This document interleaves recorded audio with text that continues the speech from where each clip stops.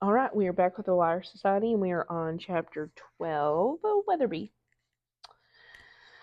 The next day, the Hart Isle money is still gone, and I'm pretty sure the longer that we go without an update from Dr. Fairview, the worse our chances are of getting on the island anytime soon.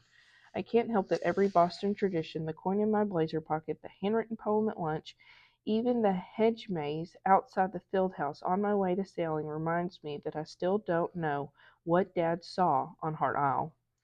The locker room is buzzing whenever I get to practice, and I stop by the big whiteboard and tug nervously at my ponytail. The eyes land on my name written in hunter green, erasable marker next to Boat 3. I ignore the bitter taste in my mouth. Boat 3 is good. Coach Greenleaf is giving me a chance to prove myself, and I should be happy about Boat 3. I am, until I read about who I'm sailing with. Jack Hunt. No, no, no. My stomach sinks. I can't sail with Jack. Literally anyone else would be better. I don't trust him. Trust matters in sailing. I need a strong skipper who I can count on, so I can sail well in my first interconference regatta on Saturday and stay at Boston. Weatherby, Teddy squeals. Bring me back into the locker room. I look up and she waves me over, a wide grin on her face. We're having a sailing makeover, she shrieks, and points to a bag filled to the brim with everything. A few seconds later, I'm holding a pair of leopard boots. I thought these were so cute. Oh, and I love this color for you. Teddy grabs a cherry red dry suit with tags still attached and holds it up to me. She nods. That shade makes your eyes, no, your whole face pop. She's thought of everything. All the little extras, even the dry bags sparkle, and her excitement is contagious. I can't wait to get dressed for practice. I only brought the good stuff, which turned out to be kind of a lot. She glances down and laughs. You're the best, I say. I mean, this gear has just been sitting in storage, going to waste for like a year, and now it's going to help us win. Teddy shrugs, like letting me borrow all this equipment is no big deal, but it's a big deal to me. Other than Mom and Skip, no one has ever cared enough to do anything this generous for me until now. Thank you, I say, and I hug Teddy tight. She squeezes me back. Nationals, here we come. After I change, I catch a glimpse of my reflection in the full length mirror. I almost don't recognize the sporty, shiny me.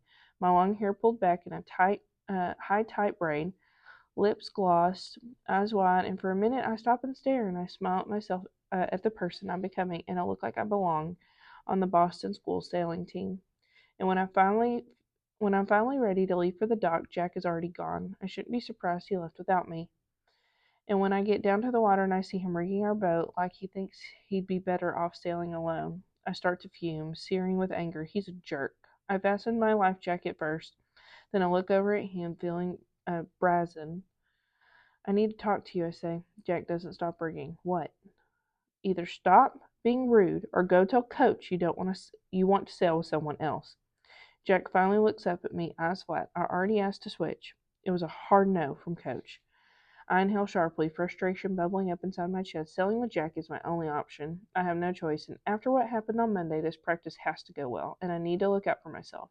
So I push past the lump in the back of my throat and say that I'm not getting in a boat with you if I can't trust you to be safe.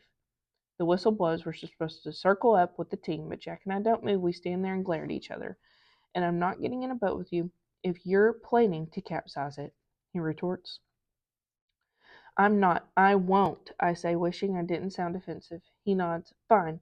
As soon as we're standing with the rest of the team, Coach Davis says we're not practicing full races. We're going to do 20 rapid starts. Someone groans, and I get why. This is an annoying drill. The first thing about getting off that line, it's tricky, and you have to be quick and also patient. If you cross over before the horn, you're required to take an one-turn penalty, and it's hard to recover from making such a big mistake early on. Coach Davis says your goal is to be in a different place each time that you run the drill. Take risks, make mistakes, and if you don't push yourself, I'll notice. My heart thuds in my chest as Jack and I walk back down to the pier, and we're about to get in the boat when he says Weatherby and looks right at me. I'm just trying to win.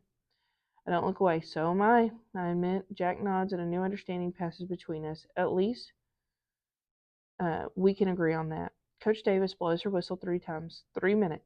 I look around at the other boats bobbing up and down in the water. Without thinking, I instinctively start to talk, telling Jack the story of what I'm seeing, while he fiddles with the tiller in his hands.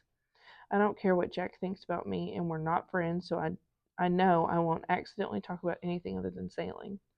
Jack asks if I'm ready before we push off the dock and sail sail towards the starting line. Out on the water, everything feels better. Something about being on that boat with Jack is weirdly normal, like sailing with Skip. The whistle blows 2 times, 2 minutes. A few boats start moving over to the line. I look at Jack and we both shake our heads and agree to wait. One long whistle and 3 short beeps, 1.5 minutes. The distance between the committee boat, aka the motorboat, where coaches Davis and Greenleaf are set up with flags, and the buoy or pin is the imaginary starting line. All the boats are picking their positions across the invisible line based upon where they want to be whenever the race starts. Right now, everyone is crowding each other out by the pin, and the committee boat isn't favored, I say, but will have a much clearer start. Jack pauses for a few seconds to think through the choices. You're right. Let's be on the unfavorable end with extra room. 1 minute. Adrenaline pops through me as we get into position and steer our boat down, ready to accelerate. I keep looking around at the other boats, trying to create as much space as possible and keeping a clear line whenever the whistle blows again. 30 seconds. 20, 10, 5, 4, 3, 2, 1. We're hot off the line. Boats 2, 8, and 7, over early. Coach Davis shouts on the megaphone. Jack and I sail fast and match our sails, heading for the upwind buoy.